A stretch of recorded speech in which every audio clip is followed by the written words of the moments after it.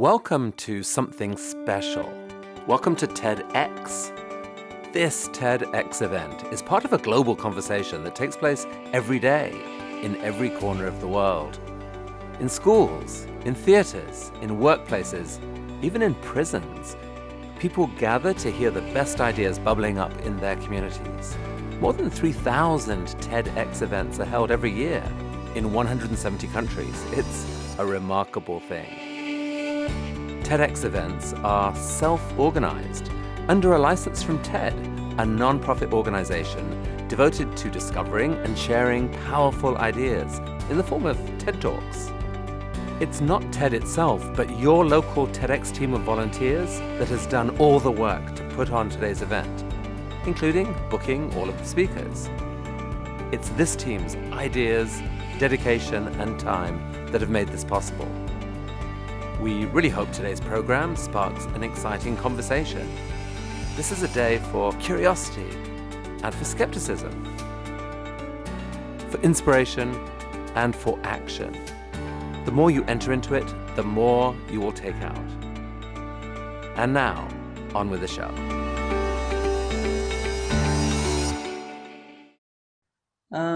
Today is the 29th of September. It's the first International Day to celebrate food waste and food loss. And we felt that for us, this is a topic that's important that we would like to really address. So we thank you for taking the time to share this day with us. It's a learning. The first part of the event, we want to talk about the challenges, the big picture. And the second part of the event, we want to talk about some solutions, some ideas. The day is broken down into two parts. We have pre-recorded all the conversations with our speakers. For those of you who've attended TEDxJohannesburg or TEDx events before, you will know that the live event is just but one of the processes that we go through. So post now, these videos have to live online. So we have 7 speakers that we have lined up for you. We have spent the past few days in conversation with them. All talks are pre-recorded, and technology being what it is, and us having to rely on Zoom, there might be some glitches. The internet might not be as stable as we hope it will be, but do bear with us. And yes, the videos will be available post this event online. And I'm hoping that post today, we can continue the conversation. We can make a contribution to reducing food waste and food loss, not just in the country, but contribute also to the global conversation. Our hashtag for today are TEDxJohannesburg, hashtag food waste SA. As the day goes on, you'll forgive me, I have a bit of a cough, but I'm sure my colleagues will help me. So without further ado, Chad Frischmann. Well, let's start at the beginning. So what is Drawdown? Can you just break that down for us? Sure. So Drawdown is a point in time. It's that time when we reduce atmospheric concentrations on a year-to-year basis. When we pull out more greenhouse gases than we're putting into Earth's atmosphere. And the proposition is really simple. When we can reduce those concentrations of heat-trapping gases, we can essentially affect global cooling, essentially stopping global warming and beginning a long process of reversing it. And so that's what Drawdown is that point in time when we can start to really reduce atmospheric greenhouse gases. Well, that's interesting because we often talk about mitigating climate change. And you guys at Drawdown are taking quite a strong position here. You're saying we can reverse global warming. Absolutely. I mean, mitigation just means to lessen. It means to reduce the impact of, and that's important. We need to mitigate the impact of climate change, and probably more important, we need to mitigate or reduce, to lessen, reduce the emissions that are going into the atmosphere to start with. But mitigation is only part of it, and it's an important stepping stone to a goal that we actually want. What we really want to do is stop global warming and begin to reverse it. That's the aim. That's the sort of what I like to think of it as, like the marker on the horizon, pointing us to the future that we actually want, right? There's many pathways to get there, right? And mitigation is one strategy. It's getting us partially there, but if we don't envision where we actually want to be, we're not going to get there. So we need to say, what is it that we want? We want to stop global warming. We want to begin the process of reversing it. We need to find and take the first steps on that pathway to reach that horizon point and move as fast as we can, as urgently, as safely, and as equitably as we can to get there. But if we don't name that as a starting point, we're never ever going to reach there. So that's really what we want to set out with Drawdown, with Project Drawdown, is to name the goal, name where we actually want to be, and not confuse things. Not name half measures like mitigation to ensure a 2-degree warming target, Celsius warming target, or 1.5-degree Celsius warming target. These are very important targets, very important. But again, these are stopgap measures. We want to go beyond that. We want to say, okay, yes, let's go there, but let's go further. Yeah. How do we go further than that and create a regenerative society and a regenerative economy that benefits all people, while at the same time solving the climate emergency that we're all facing today? Well, and we often use climate change and global warming interchangeably, but you make a very specific distinction between the two. Can you tell us about that? Absolutely, and it's okay, first of all, to use them interchangeably, because we have done that so often as we discuss in this discourse. We've certainly been using them interchangeably, and to a certain extent we can. But I think there is an important distinction when we really have to think about the solutions to the problem at hand, right?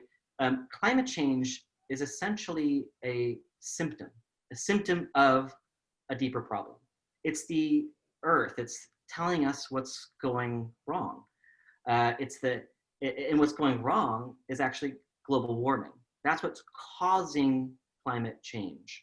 And it's affecting the atmosphere. It's affecting our climate. And so we need to address not just the symptoms, the climate change itself, but we need to address the actual cause of the sickness, the cause of the disease.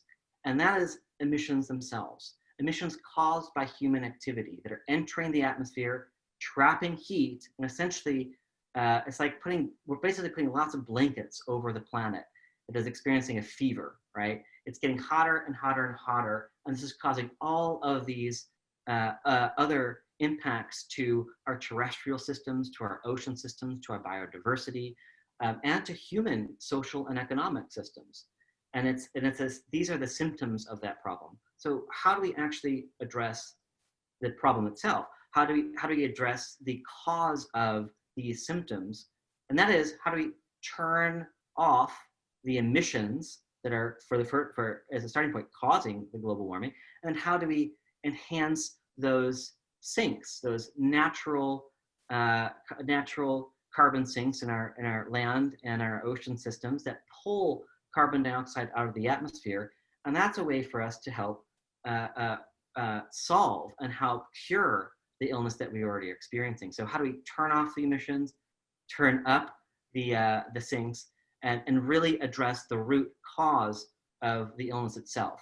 Yeah. But we have to do that in a equitable and safe and inclusive way with justice at its core, because these are technologies and practices that we profile at Drawdown that have a direct effect on emissions, but there's deeper embedded systems and structures in place that also have to be addressed to shift the system from exploitation and extraction, which are in no small measure causing and rooted in creating these emissions, to a restorative and regenerative system, as I said, which can address the underlying structures themselves.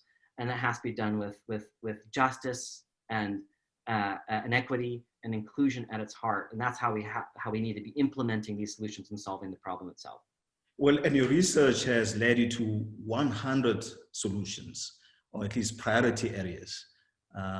The shocking thing for me personally was to find food waste and food loss right at the top of that list as a potential solution to impacting emissions. You want to expand on that? Yes, of course. So what we did over the course of the last 6 years is assemble a team of researchers from all over the world. And we've mapped, measured, and described real existing technologies and practices that, when taken together as a system of solutions, can achieve this goal of drawdown, can help us achieve our global goals, the sustainable development goals, can help us go on this pathway towards that future that we want. And so we've mapped a lot of these solutions. Some of these are existing. Some of the 100 that we profiled in our first book, Drawdown, in 2017, some of them are coming attractions. These are new emerging technologies that can come on board. And when they come on board into the system, they can help accelerate our progress. But most of them, at the time, 80 solutions that we published a book, are existing technologies that can achieve drawdown. We've recently, in 2020, produced the Drawdown Review, which is an update of all of our research from the book in 2017. And so some of the solutions have shifted, they've changed in terms of their rankings, and we have 76 solutions now in the Drawdown Review. These are really, really global solutions that are applicable in a variety of spaces. And one of the ones that really reached the top again, so in 2017, reducing food waste was our number 3 solution. In the latest review, it's still in the top 3 solutions. We produced 2 new scenarios. One scenario 1 is aligned with the 2-degree warming target, 2-degree warming Celsius target. And the other scenario is aligned with a 1.5 degree Celsius warming target. And in each of these 2 scenarios, food waste really tops the list. In the 2-degree warming target, it's the top, the number 1. And in the 1.5, it's again the third solution. So, but the point is, these are really, really important. It's a really important solution, and it's kind of, if we think about food loss and waste, it becomes pretty obvious, right? Currently, we lose or waste about 30% or 30 to 40% of all food that's produced for human consumption. It's not even consumed. And that loss and waste accounts for about 8% of our global greenhouse gases. And it's kind of, I have to be honest, Tati, it's one of the dumbest things we ever can do as a species. I mean, humanity is brilliant. We are a brilliant species, but we do some incredibly dumb things at times, like creating a system that's exploitative and extractive to start with.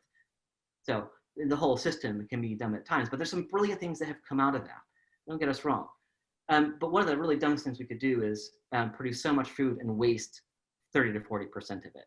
So I think how we need to really, when we see that as sort of an opportunity to change and to find what are the solutions to those food loss and waste, and try to prevent that 8% of global greenhouse gases, it becomes really clear that it's one of the most important solutions. Yeah, did you say 8%?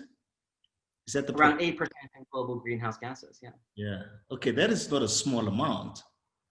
Yeah. Yeah. Well, sorry. Yeah. That's interesting because the dominant narrative here has been that if we when we change, and well, we should, from fossil fuels to solar energy, for example, that's the big change that the world needs to make. And you're suggesting something else here. Yes, in addition to that, and maybe even more importantly than that, we need to be looking at our food system as the big shift that the world needs to make in how we live, how we produce, and what impact we will have on emissions. Yeah, I would caution to say level of importance, because we need them all. And in fact, how we address electricity generation is one of the most important solutions, and we need to achieve a 100% clean renewable grid as urgently and as safely as possible. And because electricity generation counts for about 25% of global greenhouse gases as a whole, right? But where are the other 75% coming from? And 24% of global greenhouse gases comes from the food system itself. About what we're consuming, how we're producing that food, and what we're wasting. And that 24% can be addressed. And of course, there are other sectors as well, buildings and transportation and our industrial processes that accounts for the other 50% of global greenhouse gases. So we need them all. It's not a level of what's more or less important. There are no silver bullets. There's no subset of these solutions that are going to get us there. There's not the top 20 or top 30 or top 40. We need all of the solutions to address all of these areas of human activity. But what is surprising, and I think what you're addressing here, Tati, is that we don't typically think about the food system in the discussion around sustainability and the discussion around addressing climate action. Though things have started to change a lot in the last 5 years, that makes us natural climate solutions and our food systems are becoming more and more prevalent in the discourse.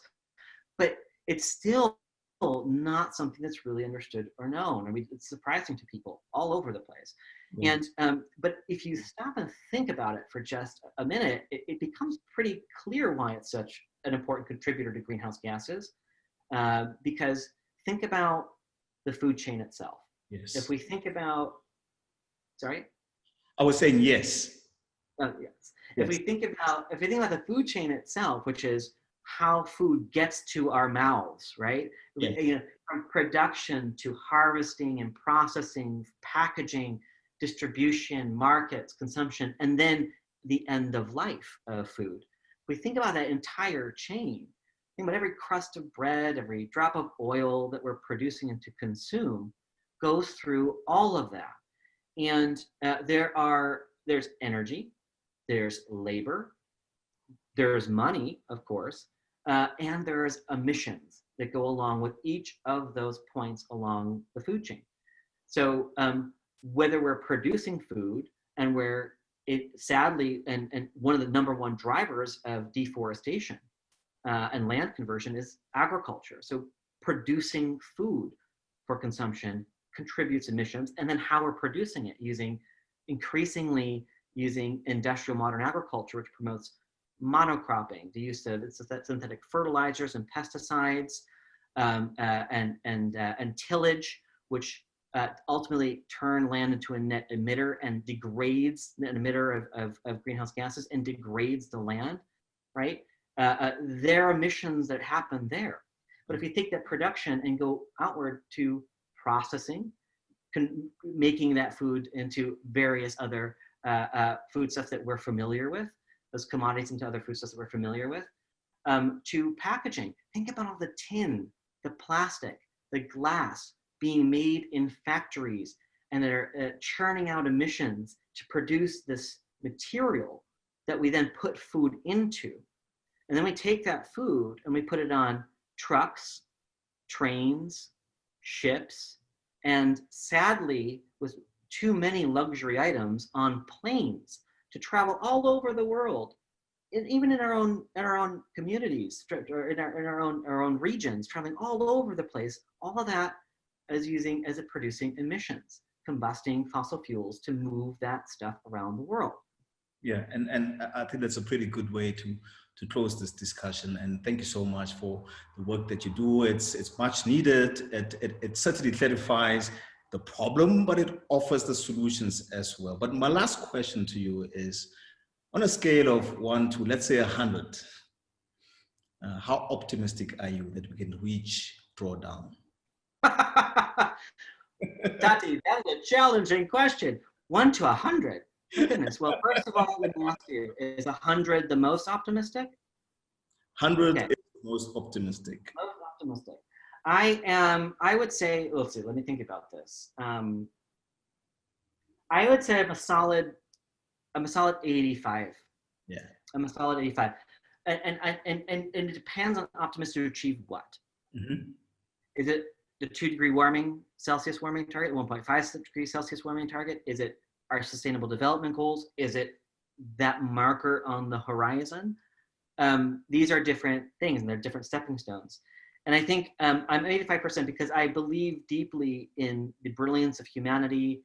I believe in the beauty of humanity. And in no small measure, it was my experience for 2 months backpacking in sub-Saharan Africa that kindled this sense of how real people can be so beautiful and real and really connected to nature and the earth and the planet. And that kindled this hope and that I saw in everyday people, everybody I encountered, that solving this is possible because humanity is brilliant. And you see that in local communities, you see that in indigenous people's communities, you see that in the sub-Saharan context in those places that I cherish. And that kindled in me the hope that we can actually achieve this. And that's why if I didn't have that, I wouldn't be spending the last 12 years doing everything in my power and even my ability to get us on this pathway to a regenerative system. And in no small measure, I'm so happy to be able to speak to folks here today from the continent. And I thank you for the opportunity. I'm more optimistic now than ever in the past, and I appreciate this chance to chat with you all. And thank you for the work, Chad. Thank you very much. We are going to move on to the next speaker, who's Justin Smith. Justin is based in Cape Town. He is with WWF. He's the research director. No, sorry. He's the head of business development at WWF. He spent the past 17 years really working in this space. He was previously with Woolworths. He was, before Woolworths, he worked in the banking sector. So he does have a grasp of the problem at hand. Justin. WWF did a very detailed report on food waste in South Africa, actually, for us. That's at least the basis of some of the understanding and the numbers that we got to put together this event. Do you mind taking us through some of the work that you guys did and what your findings have been? Sure. I think people are often a bit surprised when they hear WWF and that we work so much on food and agriculture issues. So maybe just before I dive into the food waste side, just to give a little bit of context as to why our food systems are such a big focus for us. And maybe a good example of that is WWF International's Living Planet report that came out just about a week ago. It's a big report we do every 2 years that really looks at biodiversity trends that we track across the planet and basically looking at almost as a health check of the planet. And the latest findings were really scary, unfortunately. In less than 50 years, our populations of mammals, birds, amphibians, reptiles, and fish suffered an average decline of 68%. So basically, in less than half a century, we've managed to decimate most of the biodiversity that we rely on, both for nature's sake and also for our sake as humans who rely on nature. So I think that's a really big challenge for us to deal with. And we're also seeing more and more the impact that's having on human health and livelihoods as well. So most of the pandemics and epidemics we've seen in the last couple of decades have been originating from zoonotic diseases or have been animal-borne. So the more that we kind of clear natural territory and get involved in things like illegal wildlife trade, the more this is causing this interaction for us that we probably don't want to be part of. And I think then the scariest part of this, for most people, is that the main cause of this big biodiversity decline across the planet is habitat loss and degradation driven by how we produce and consume food. So people think, mines and chemical companies and oil and gas, and those all have, very strong impacts as well. But the reality is that our choices in terms of what we eat as humans, that's the single biggest impact we're having on biodiversity around the planet. So it's really critical for us to think about that and make choices. And I think that's a good kind of lead into why we want to and have been trying to analyze food waste in a lot more detail as well. Mm-hmm. In the South African context, we also did a quite in-depth report during 2019 called the Agri Facts and Futures Report, looking at what are all the social and environmental issues around food in South Africa specifically, and what can we possibly do to try and improve some of those challenges that we found. And I think the reality is that we have some massive social and environmental challenges related to the food system specific to our country too.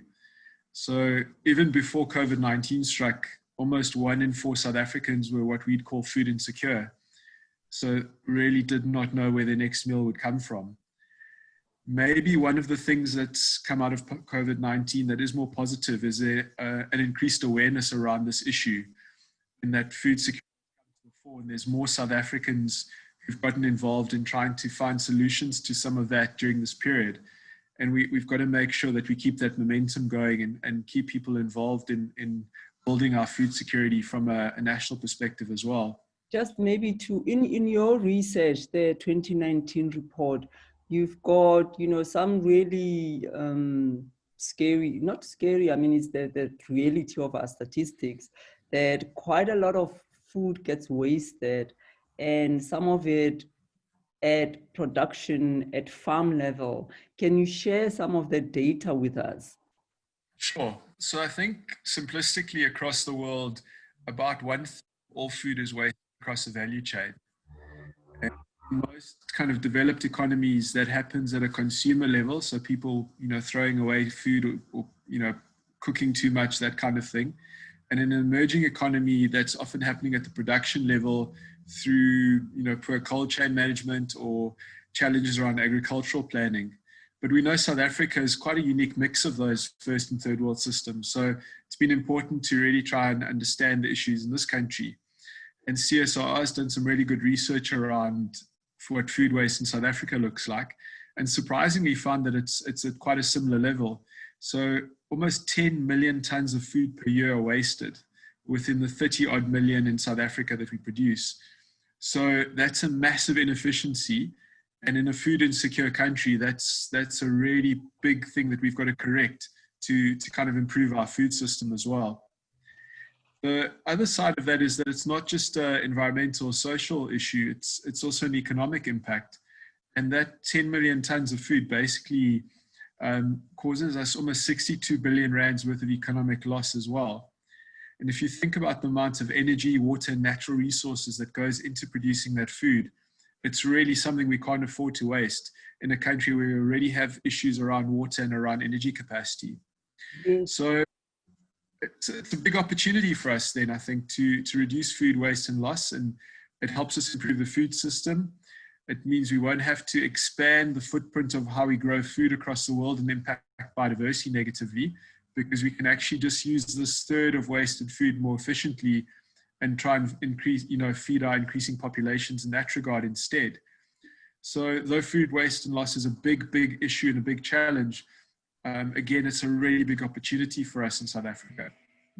In the report, you also talk about the impact that this has on the environment, specifically water. We are naturally a water scarce country.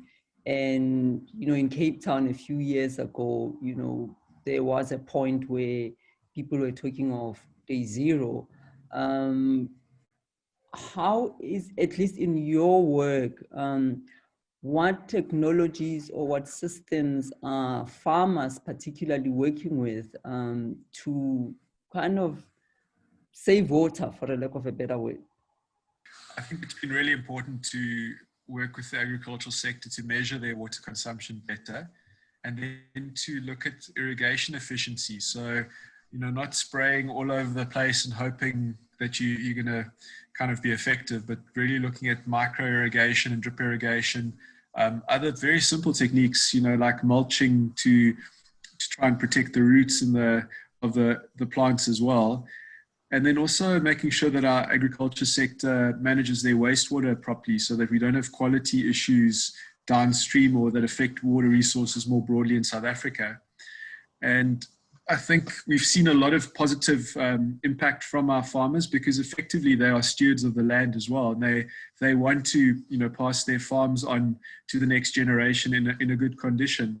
So they've been good supporters. We just need to keep driving that efficiency as well. Because I think we, as consumers, we don't sometimes realize how much water goes into an apple or a piece of steak or any other product. It takes a huge amount of water to produce it, and it's water we don't really have in South Africa. Mm-hmm.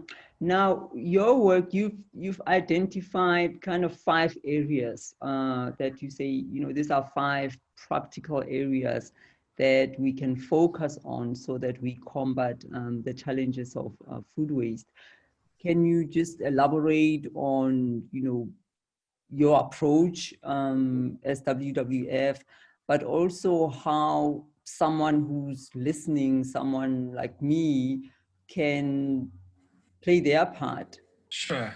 So I think starting at a high level, we've got kind of 5 main areas of trying to improve our food system, of which water, which we've spoken about, is one of them, water efficiency. Another really important part is around regenerative agriculture. So really nurturing the soil and making sure that we give more back to the soil than we take out nutrients, so that we have a good sort of future potential for crop production. A third area is around responsible sourcing. So making sure the kind of commodities that we utilize are coming from sustainable sources, or are well managed, and also have good social impacts for the communities or people that produce them.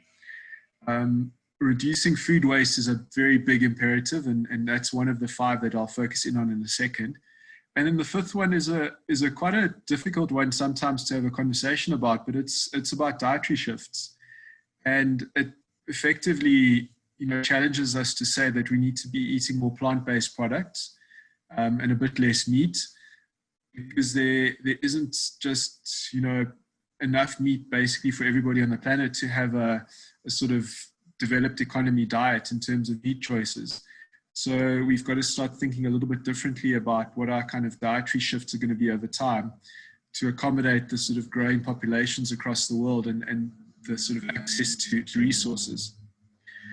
On the food waste side, we're also looking particularly to make sure we can measure properly how food waste plays out in South Africa. So working with our retail partners and with some of the measurement agencies and partners like the CSIR, trying to pilot a real kind of dig into our supply chains with retailers to understand what's causing food waste.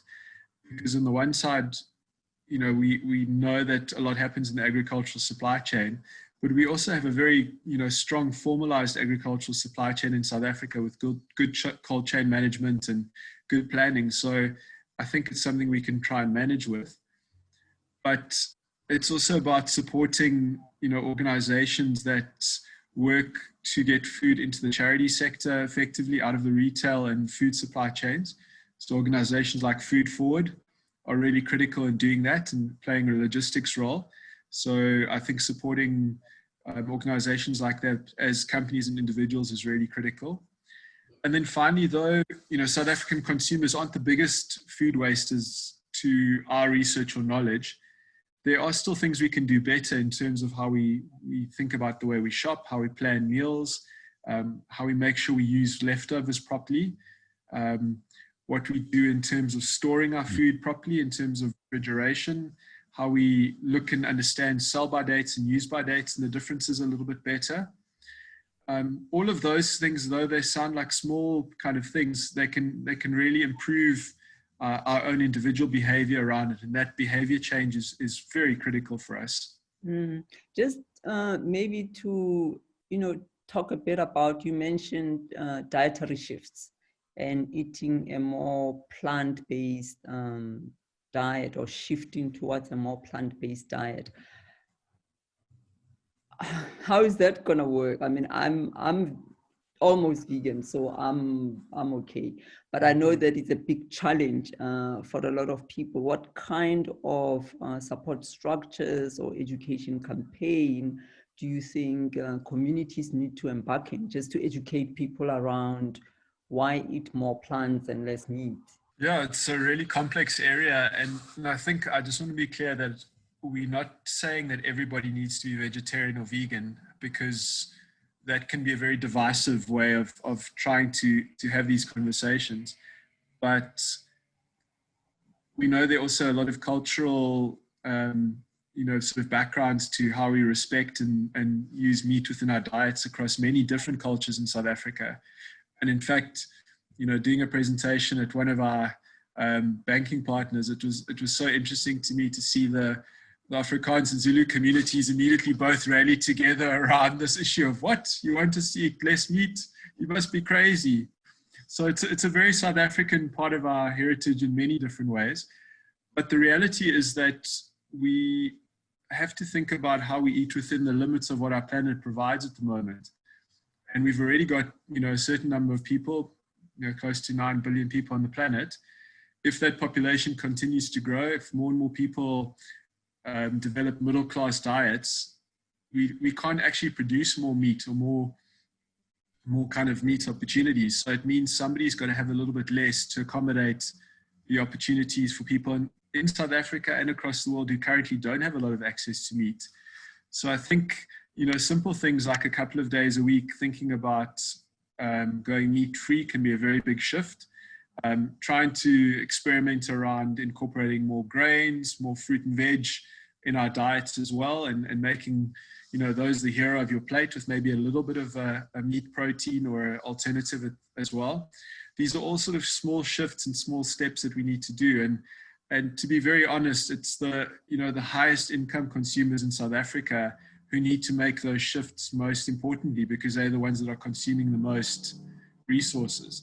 Mm-hmm. Just maybe one last question. There is a policy conversation around food being dumped in landfills, because that comes with its own challenges of, everybody's, or at least most people are familiar with the environmental damages of CO2, but we don't talk a lot about methane, which comes mainly from landfills. And I know that there is a process here in South Africa as well of trying to get a voluntary participatory agreement going with retailers and farmers to say at some future date soon, we will not be allowed to dump food in landfills. Do you want to talk a little bit about that? Yeah, thank you. I think, first of all, we know under the United Nations Sustainable Development Goal 12.3 that there's a particular big target to halve food waste by 2030. And that's what governments, businesses, agriculture, all of us should be working towards. So we'd like to see how that's enacted in South Africa, through bodies like the Consumer Goods Council, who are doing work to try and put voluntary agreements in place. And that will include the fact that we need to make sure we divert as much food waste from landfill as possible, make sure that it gets into the mouths, literally, of people who need that food the most. So again, the logistics of getting food that's hit its sell-by date but not use-by date off the shelf and into a charity sector via organizations like Food Forward is really critical. And one of the best stories I ever heard about, one individual in the Department of Agriculture in the Worcester area who got contacted by a farming contact of his to say, oh, I've got this, this excess fruit that's available. What do you think I could do with it? So instead of dumping it, this guy coordinated that fruit was delivered to a couple of early learning centers in that particular town. And next thing, it develops into a whole network of farmers and others supporting 60 early learning centers with excess fruit and vegetables. So, as we need national level solutions, and we need passionate individuals who just drive connections within our food system as well. And to me, that makes us a very exciting space because it's really something we can each influence. Music has played a very pivotal role when it comes to lockdowns. Not only has it kept people going, but it has also inspired musicians to produce new music as a way of surviving the pandemic. And as part of the entertainment at TED, we have an artist that we will be presenting to you now. She's all the way from Limpopo, Polokwane in South Africa, and she's a songwriter, guitarist, and she's a singer. Welcome on stage, the virtual TEDxJohannesburg stage, Ntsikwane. Hi, my name is Ntsikwane. I'm a singer-songwriter based in Polokwane, Limpopo, South Africa. And the song I'm about to do for you is called Lesedi. Lesedi is a Sepedi word that means light. This is a song that I wrote during lockdown as an encouragement to myself to keep the faith and know that there's light coming despite the darkness.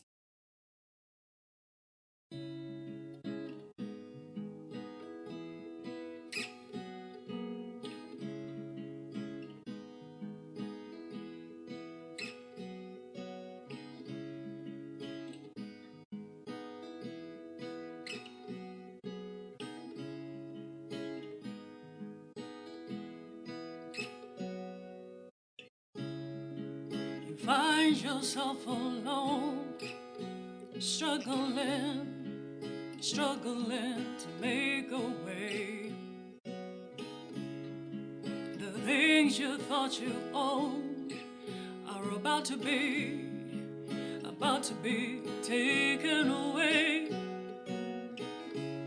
You're suffering and you don't know where to turn to get some understanding.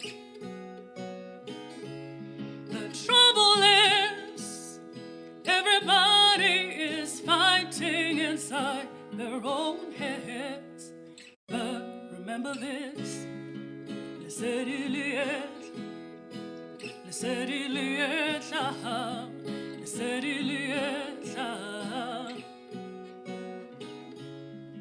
Lesedi liet, Lesedi liet, Lesedi liet. You never thought you'd be so in need, unable to stand on your feet.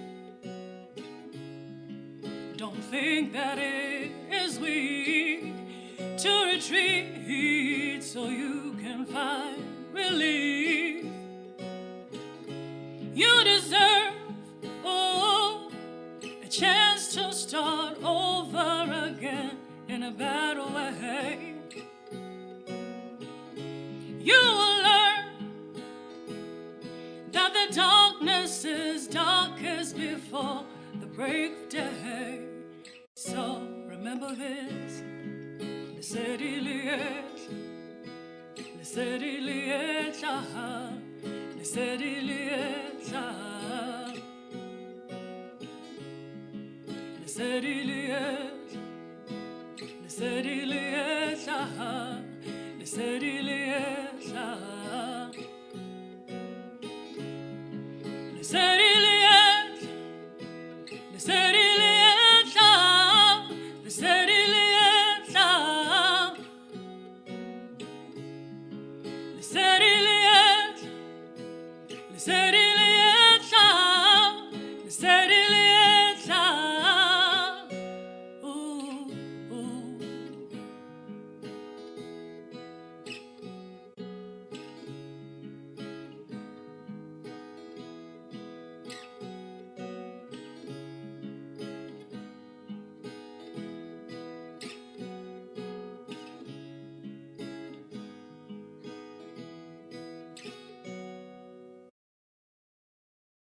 Thank you, Ntsikwane. The light is coming.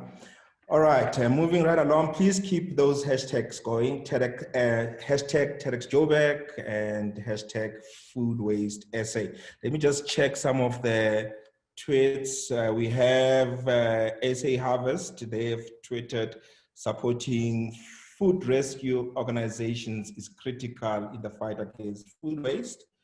Lolo Mariketla, my morning today includes deep diving with TEDxJohannesburg through focusing on food waste, food loss, via collaboration with Embassy of Finland. Okay, so keep those tweets coming and we'll read them as we go along. So TEDxJohannesburg, Food Waste, the deep dive is brought in support by the following organizations. So it's supported by Initiate. Initiate is a digital marketing agency. The other ones who are supporting us through the social media. And also the next is Josie Hub. They've been quite critical in supporting us through this initiative.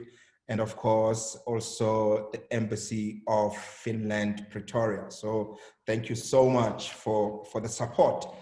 Moving right along, I had the opportunity to have a one-on-one discussion or talk with one of the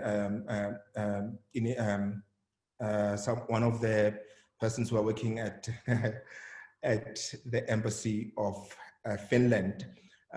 She is based in South Africa, all the way from Helsinki, but we had a discussion in Pretoria, and her name is Jenni Kiilholma.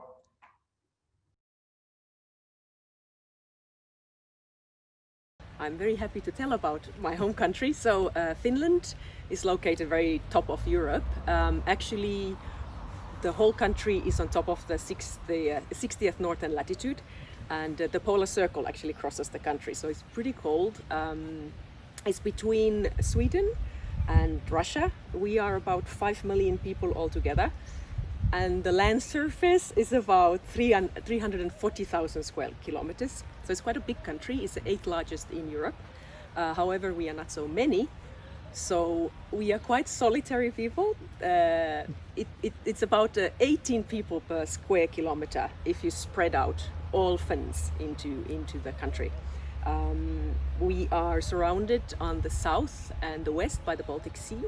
And there are almost 200,000 lakes in Finland, lots of forests, lots of nature. So we are really kind of connected with the nature and the water. About the history, we gained independence in 1917. And then from there on kind of built the country, especially with shipbuilding, forestry and agriculture. Well, our embassy, we work, of course, to strengthen our bilateral relations in general. There are a few big companies working here in South Africa in heavy industry, in maybe a famous company is called Kone with the elevators. And there is another company called Wärtsilä with steel, and also we do a lot of work with forestry and forestry education.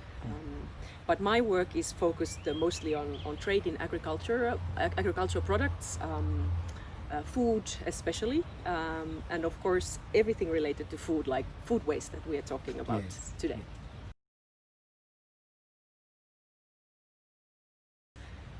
Well, I guess there has been more and more awareness in many levels of society. Consumers have gotten a little bit more concerned, even the industry and also the government, about the environmental negative effects and also, frankly, the economical losses of food waste. So there's been more general awareness. Well, I think, like I mentioned, it's several levels of society that are actually concerned. So there is maybe some sort of a collective awareness and will to do something about it. There's also legislation that has changed in national level as well as European Union level. So there is push from the policy side as well. And maybe the history of Finland. Finland was very poor after the war, and people learned to really use everything and be quite frugal when it came to food and other resources. Well, the approach that Finland is at the moment doing, it's including, food waste is part of this bigger picture, the whole circular economy of food system. So we are not only looking at what's wasted from the table, but we are looking at the industry as a whole. We're also looking at side streams. How can they be utilized? How can we can add value for industry waste? And I'm talking about biodiesel, compost, soil improvement material, even these bioactive ingredients for cosmetics and medical industry. And there is actually a food waste roadmap in the making, and the first step would be to quantify and qualify. So what do we have? What are we wasting? How much are we wasting? And only then we can take steps that make sense and policies that make sense. So why are we doing this? And there's also the industry independently is making an effort. There are interesting ways that the industry itself is working on this issue. For instance, the items at the shelves that are very close to the sell-by date, they put on big discounts, at the end of the day, and also they are working on different ways to really assess how many items are going to be sold in any given day in supermarkets shelf. So basically trying to eliminate food waste altogether in the retail.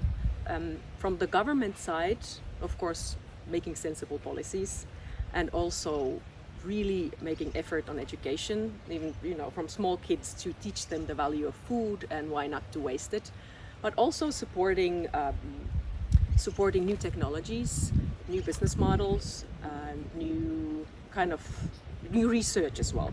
And also with the technology, there are several applications that connect the consumer with the restaurants and with shops. We're going to actually hear about one of them later on. So I guess it's just it's a common effort that we are doing. So we are all in this together. Thank you, Jenni, and also thank you to Initiate and Josie Hub and the Embassy of Finland in South Africa for all the support that you have given us on this initiative. Now we are moving from what the Finnish government is doing in South Africa all the way to Helsinki to see what actually is happening on the ground. And we are going to have Anna Vainikainen to come and share with us how they've actually managed to deal with this issue of food waste. Let's welcome on the Johannesburg virtual stage, Anna. Hello everyone, and greetings from Helsinki, Finland. It's my great pleasure to be with you here today and talk about food waste. I'm going to share with you our story, how we as the Finnish food industry and our key stakeholders became interested in this topic, increased our knowledge and understanding on it, and how the process has brought us together to provide solutions to this question. I hope this example inspires and encourages you to take action on this issue together. Food waste has been with us throughout the history of humankind. It has been a kind of a silent partner and a textbook example of small streams turning into big impacts. So here's where we are right now. According to United Nations, about 1/3 of all food that is produced for human consumption is wasted annually. Globally, that amount equals to 1.6 billion tons of food waste, with economic consequences around $750 billion. In Finland, the numbers are around 4 to 5 million kilos per year, with associated costs worth $6 million. Big numbers are sometimes a bit difficult to grasp, so maybe the magnitude is easier to understand if I tell you that if food waste were a country, it would be the third largest nation in the world in terms of greenhouse gases. So, food waste is a big issue and it has huge impacts. Before jumping into our Finnish example, I'd like to mention 5 things that one needs to take into account when talking about food waste. First, measurement. There's a wide range of definitions and methods in use, which makes it very difficult to compare the results and track progress. So caution is needed here. Sources of food waste vary significantly and depend on various factors such as uneven supply and demand, infrastructure, and consumer behavior. When we talk about food waste, our focus should be on the edible fractions, because they are the ones that count from the food security perspective. Of course, the inedible ones are important as well, because often they cannot be avoided, but they can be used as raw material for more circular economy. There are also other fractions of food waste that cannot be avoided besides the inedible ones. And there are various reasons for this, food safety being among the most important ones. Last but not least, we have the concept of food waste hierarchy, and it is a way to classify how to deal with food waste if it cannot be prevented. Why did we get interested in food waste in Finland?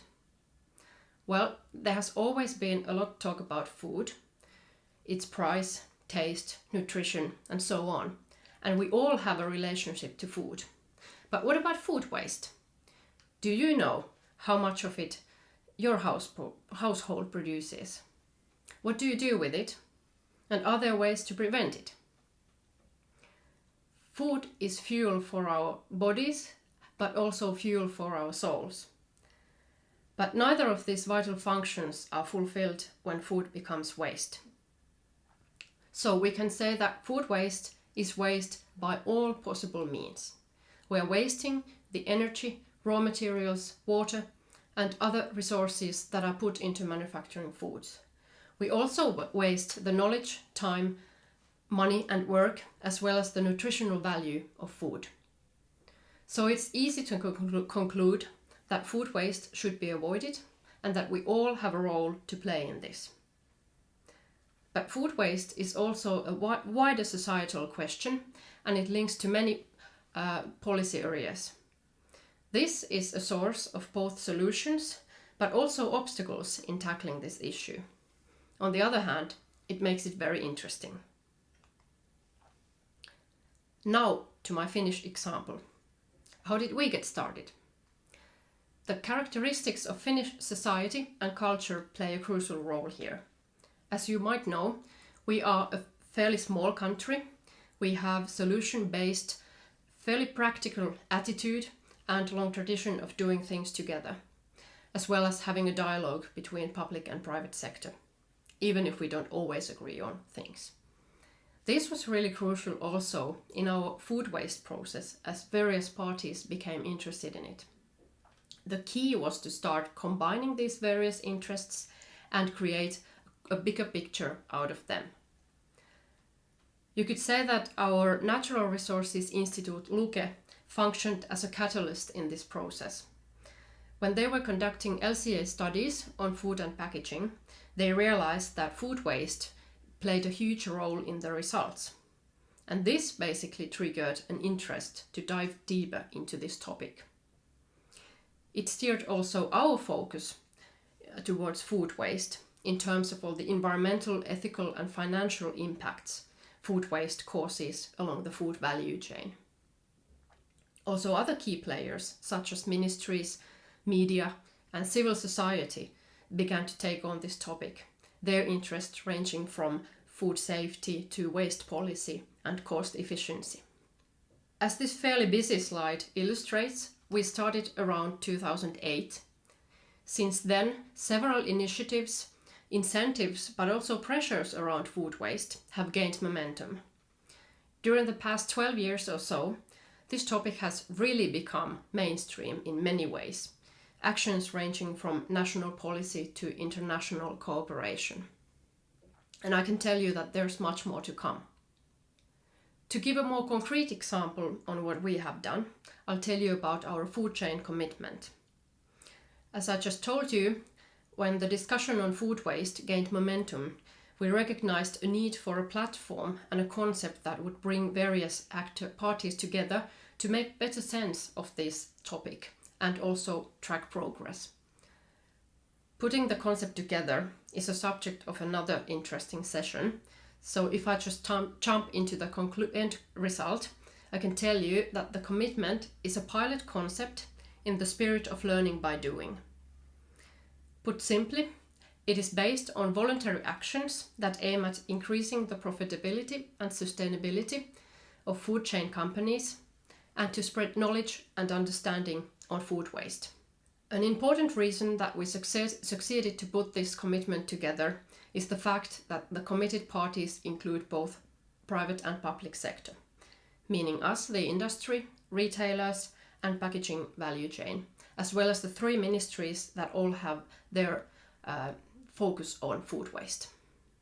In practice, what happens is that companies set voluntary goals on food waste and report on them annually. Then the results are put together by a third party to track the overall progress. And we give support to the committed companies so that we can make sure that the focus of the commitment stays sharp and serves its purpose. There was also value to the preparation process. Various ways to prevent and reduce food waste were recognized and identified.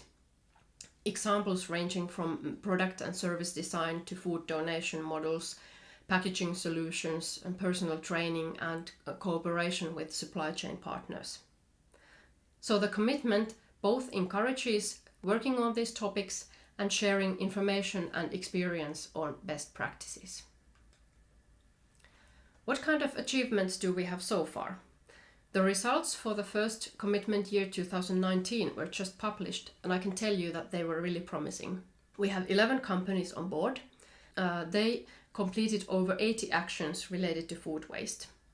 Cost savings are over $5.7 million, and a reduction of greenhouse gases exceeds over 10,000 tons. And the reduction of food waste is over 3,000 tons. So based on these results, it is looking really good, and we are looking forward to get more companies on board. Our commitment is just one example among many other ones in Finland. Here is a non-exhaustive selection of other examples ranging from food waste apps to food donations, awareness-raising campaigns, and product development when new products are created out of the production surplus. As you can see, there are definitely multiple ways to approach this issue and a wide range of solutions available. This is what I think that we have learned so far. Food waste is a multifaceted topic. Tackling it requires multiple means and approaches. There's something for everyone in it, and that makes solving the problem a common goal. Policy plays an important role in making food waste a shared topic and creating solutions. Tackling food waste requires also tools to enable these joint actions, as our commitment that I told you about. And tackling food waste requires also patience to facilitate and negotiate, and courage to take action, which kind of takes us back to the first point on the complexity of the issue. What are we going to do next in Finland? How are we moving forward? Here's a sneak peek for you. It's the first version of the spearheads included in our national food waste prevention roadmap that is going to be completed later this year.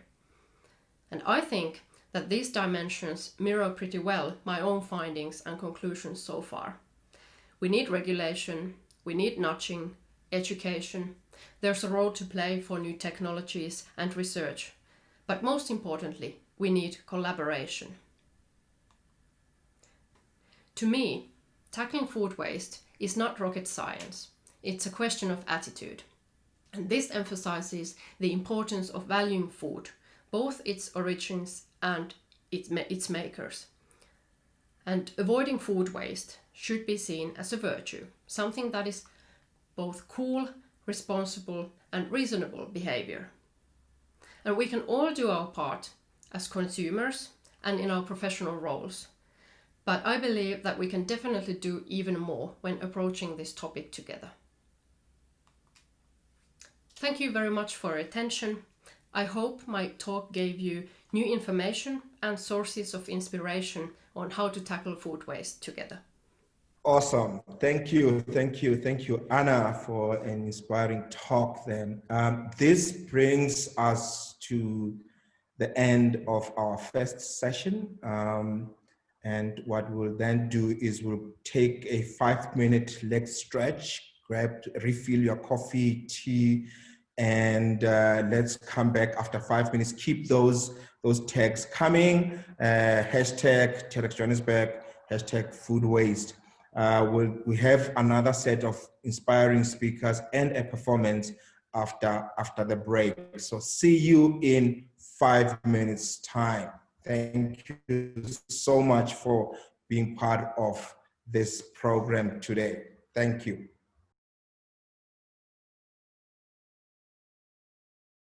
The first part of this event was really to talk about the challenges, and I learned a lot. I did not know that there were almost 200,000 lakes in Finland. That was a bit of a shock. Okay. It's so cold and yet there's so much water. I really appreciated the talk from Chad about the steps that we can take to draw down. And the music was great. Thank you so much. I really enjoyed the performance. Now, the second part, we want to talk about some solutions, ideas that some of the speakers that we found have. And I'll just run through the speakers for this session. And the first speaker is Plessis. He's the MD of an organization called Food Forward South Africa. They operate nationally with the main office in Cape Town. They've been doing the work that they've been doing for the past 10 years. So I'm looking forward to hearing Andy share his experiences. And we have Sauli Böhm. Sauli has an app that is really exciting, at least for me. It's an app that is contributing a lot to helping retailers and restaurants reduce their food waste footprint. We'll then close off the session with music from Ntsikwane. And so far, I think we have not really received any questions to the speakers, but I would like to encourage you to share the conference, share the event. But without further ado, let's welcome Andy. So around 1/3 of all the food in South Africa goes to waste, while roughly 14 million people go hungry. That 1/3 of that food produced is surplus food that is usable, that's good for human consumption, but that ends up as food loss and waste for a number of reasons. Some of the reasons include over-ordering, incorrectly labeled goods, short-dated goods, damaged goods during the production process, and so forth. In the meantime, all this food is good food and it's edible for human consumption. So how big is the problem across South Africa? Recent studies show that around 10 million tons of food is wasted on an annual basis, costing the economy roughly 70 billion rand. And this does not need to happen. What Food Forward South Africa does is we connect this world of surplus to this world of need by recovering this edible surplus food from the supply chain, and we make it available to those that need it. If you think about all the resources that also go into producing the food, the wasted resources of water and electricity and so forth, not only is the food wasted, but those natural resources as well, which compounds the cost to our economy on an annual basis. What Food Forward South Africa does is we engage with farmers, wholesalers, retailers, and manufacturers, and we talk to them about redirecting and recovering their surplus food so that they don't dump it in landfill and so that they don't incinerate the stock, but instead that food is donated to Food Forward South Africa at no cost. And we are able to make sure that that food gets to registered nonprofit organizations that focus on feeding programs in addition to other programs that they run in underserved communities. We call this process food banking. So what we do is we've got branches across the country, and our trucks would go to a farmer or a manufacturer or a retailer's business, and we would collect that surplus food. We bring that into our warehouses, we check it, we sort it, we store it, and then we redistribute that to just over 1,000 registered nonprofit organizations that provide meals daily to roughly 450,000 people. On an annual basis, we take care of about 20 million meals, making sure that 5,100 tons of food is recovered from the supply chain and from our partners. We have a national presence with branches across the country, and so we are able to make sure that even the poorest provinces, such as the Limpopo province, the Northwest and the Northern Cape province, also receive food on a regular basis through our organization. We have a number of programs that we employ to make sure that food reaches underserved communities. So the one I mentioned was traditional food banking, where our trucks would go to a distribution center or a farmer or a retailer to make sure we collect that surplus food, and then we redistribute that food to charities across the country. We also have a piece of digital technology called Food Share. And what Food Share does, it seamlessly connects our beneficiary organizations to local retail stores within a 5-kilometer radius of where they are. In that way, we're using technology to reduce our operational costs, but also increase the footprint so that we make sure that food reaches even the distant rural areas where our partner stores have a presence. Through Food Share, beneficiary organizations do not pay the costs of interacting on Food Share. All those costs are reverse billed to Food Forward South Africa. So there are no data costs, but we're able to make sure that even at store level, we're able to make sure that we access surplus food instead of that food ending up in landfill. The types of organizations we support focus on education, skills development, youth empowerment, at-risk youth, orphans and vulnerable children, aged care, abused women, etc. So in many ways, the food that is used to address hunger is also used as a catalyst for social change in communities, because 75% of the beneficiary organizations that we support focus on education, skills development, youth, and women. In the last financial year, we provided just over 20 million meals by the recovery of 5,100 tons of food. And that cost us just 85 cents per meal to be able to deliver. So it makes food banking the most cost-effective method to address hunger and save the environment at the same time. We also have an initiative called Second Harvest, and that's our direct program to farmers, our outreach program to discuss with farmers that instead of dumping their goods in landfills, that we have a discussion that while they are harvesting for either a manufacturer or a wholesaler or a retailer, that they redistribute that surplus food to us that's out of specification. We collect that food while they harvest, and all that post-harvest surpluses we are able to use to make sure that we feed people. In some cases, we receive so much goods that are highly perishable, such as tomatoes. And in that case, we make our own tomato jam and our own tomato pasta sauce. So agro-processing is able to take place also just using surplus food, and we're able to extend the shelf life of many products. We also have a program that reaches directly to rural communities. It's called our Mobile Rural Depot Program.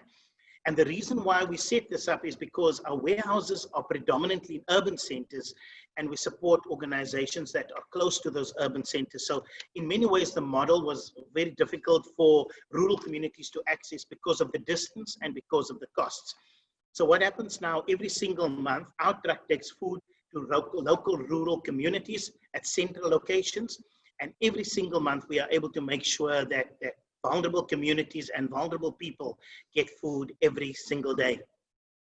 We also use a supply chain internship program. It's a CETA accredited program for unemployed youth that have a matric certificate.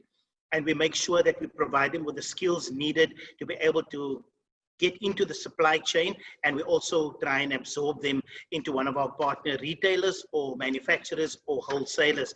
That way we're making sure that we address the youth unemployment problem, which is running away with us in this country, but also that we provide much needed skills to underprivileged children that previously could not get access into the supply chain because they did not have the skills. In partnership with various corporates, we also run a school breakfast program, and that school breakfast program provides 50,000 learners with a cereal and milk every school day to make sure that before they start their school day, they get the food they need to be able to carry them out throughout the day. In many ways, our food banking model is also an environmental solution. And WWF, along with a company called Greenhouse, they did a study, and they found that for every ton of food that we recover, 4 tons of greenhouse gas emissions are saved. So in that way, our food banking model not only addresses hunger, short-term hunger, food insecurity, but it is also positive on the environment, making sure that we recover and redirect instead of that food ending up in landfills or instead of that food being incinerated.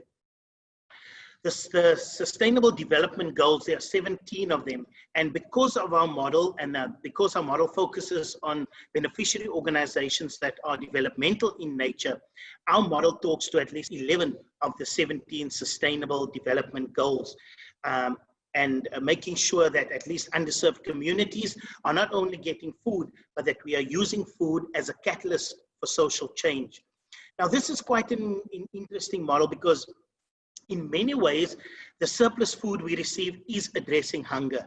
But because we are using surplus food, focusing on beneficiary organizations that are developmental in nature, for example, early childhood development centers, because they now receive food from us on a monthly basis, they make thousands of rands in savings on their grocery bill.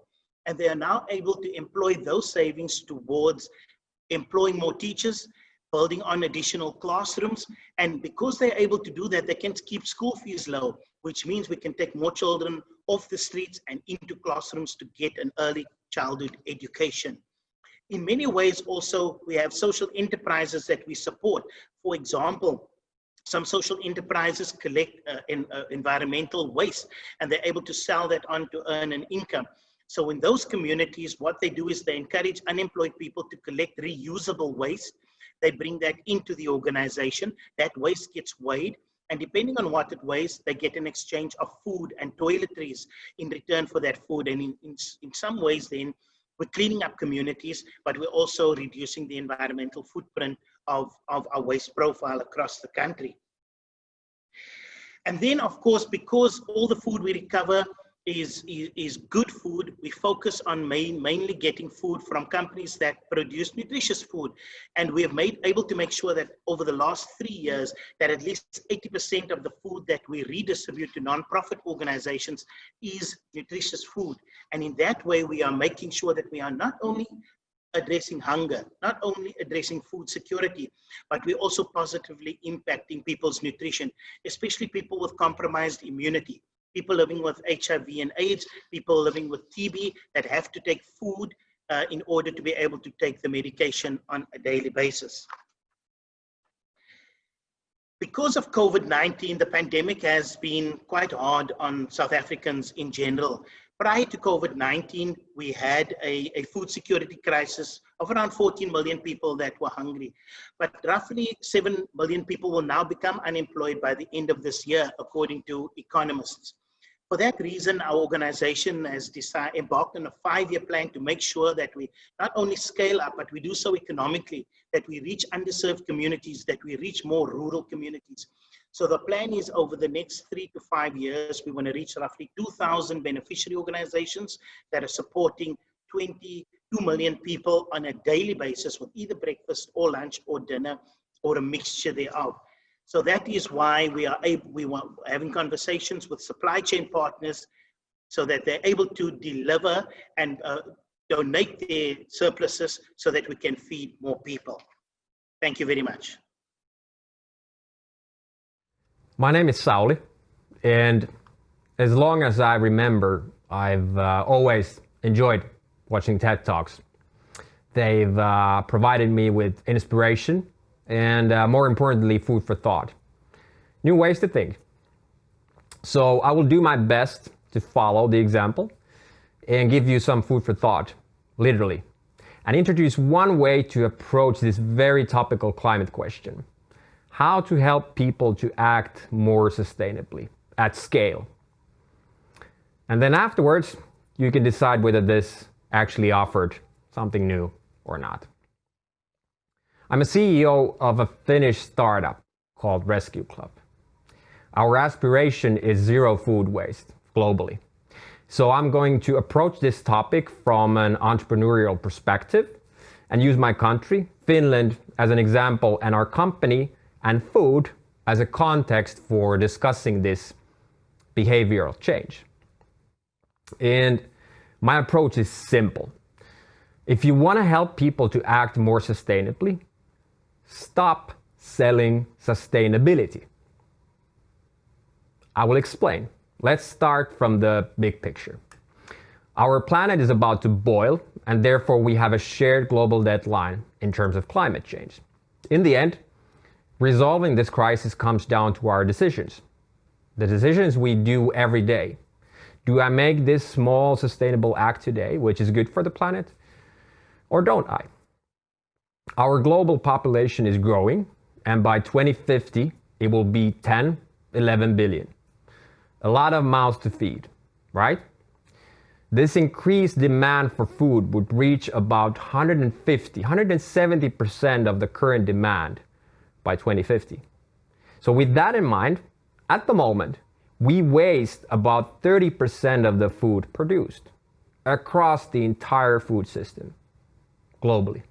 From a climate perspective, if food was a country, it would be the third largest in the world in terms of CO2 emissions. And a bigger part of this waste comes from developed countries. And behavior is considered to be the main cause of food waste in these developed countries. So, as an entrepreneur, how can you help people to act more sustainably at scale? And why has my home country and Nordics in general been a good starting place for building products that can change our behavior towards a more sustainable direction? So let's examine Finland and Nordics for a bit. I am and live in Helsinki, which is the capital city of Finland.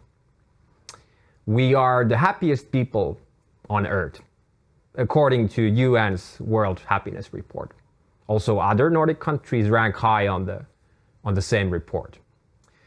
All Nordic countries, Finland including, rank high on many aspects, to be honest. For example, on prosperity, equality, education, health, well-being, quality of life, so on. If you're looking for the safest city in the world, or the best city for work-life balance, or best city for expat families, you will find Helsinki from top 3. And hey, Finland, again, along with other Nordic countries, is considered to be the most environmentally friendly country in the world. So that is where I'm from. And everything seems to be very good here in the Nordics, right? But with all the respective rankings, they are great. We're not showing the best example in terms of sustainable behavior. Our CO2 emissions per capita are one of the highest in Europe. Earth Overshoot Day in Finland was already in April, which means that if all people would act like Finns, we would need 3 Earths to survive. So why is that? I mean, everything should be good on that front as well. One reason for that is that we have grown to prefer convenience. We use and go after the things that add value to us immediately. Things that we can easily embed to our daily lives. Things that don't force us to change that much, but still manage to ease our lives. I mean, we are very environmentally friendly, yes. So we don't have anything against the sustainable actions. But it doesn't mean that we ourselves would act upon it, unless it adds value to us immediately. So, as long as the most convenient solutions around us are not the ones which contribute to saving our planet, it is very difficult to change our behavior towards more sustainable direction. That is part of the reason why our CO2 emissions per capita are so high. So with that in mind, why do I consider Finland and Nordics as a good starting place for sustainable products? Because for any company which aims to change our behavior here in the Nordics and actually succeed is forced to make the sustainable action more convenient, more cost efficient, and preferably less time consuming than any other alternative available. And there are great alternatives available, I can tell you that. Our company has learned this lesson many times. And therefore I'm going to use our product, ResQ, as an example on how convenience could go hand in hand with sustainability here in the Nordics. Our company's aspiration is zero food waste globally. So in short, our end game is to change the entire food system. We've started to change this massive system from the very end of the supply chain, where we have restaurants, cafes, grocery stores, and on the other side we have consumers. So we've built an online marketplace for surplus food, which enables a restaurant to sell their excess food to nearby people with a discount. As a restaurant, you just enter your surplus meals to ResQ service with your laptop or your mobile device. You publish them to your local customers. People will get notified about your offer, and they can purchase the portion through the application. After this, they will pick it up from your venue. Simple as that. As a result, both the restaurant and consumer will get to act sustainably, but they get to do it with an added value without even having to acknowledge the sustainable side of it. As a consumer, you save money and time in addition to planet. As a restaurant, you get extra revenue and new customers. So, if you want to change people's behavior towards being more environmentally friendly with your product, service, words, you name it, do not sell sustainability. Instead, sell a convenient solution to their problem. If by using your product, they end up acting more sustainably, you've actually met your goal. In our case, sustainability is embedded in the action, but the action itself, which in our case is saving surplus food, is in most cases done for reasons other than the environmental aspect of it. And we're fine with that. There are millions of unsustainable legacy ways in our daily lives around the world, just waiting to be replaced with a sustainable alternative. But we won't go after your solution simply because it's the sustainable choice. So do not sell us the sustainability. Sell us a better and more convenient solution that does the job that we're after better than any other alternative available. Sell us something we can love. Thank you so much, Sauli. Yes, I think that is, for me, the critical message. Sell us something we can love. And in that way, I am more inclined to then use products that will help me reduce my food waste print. This is our second event that we're doing online since lockdown. we are slowly learning how to do events in the midst of a pandemic. And I think it's going to be a long way still. We will be having more events in future. We will still be working remotely. So we hope you can join us, learn with us, share some of your experiences.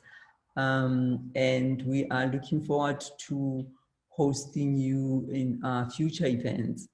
The month of October, we are joining the global TED and TEDx community in having a conversation around climate change. So look out for some posts, emails on watch parties. We'll share a lot of work that is being done globally on climate change. And yes, thank you so much. We're going to close the event. I am not able to bring everybody who is part of the team to the stage, as some of us are working from home. So there's William, who is somewhere in Kalami.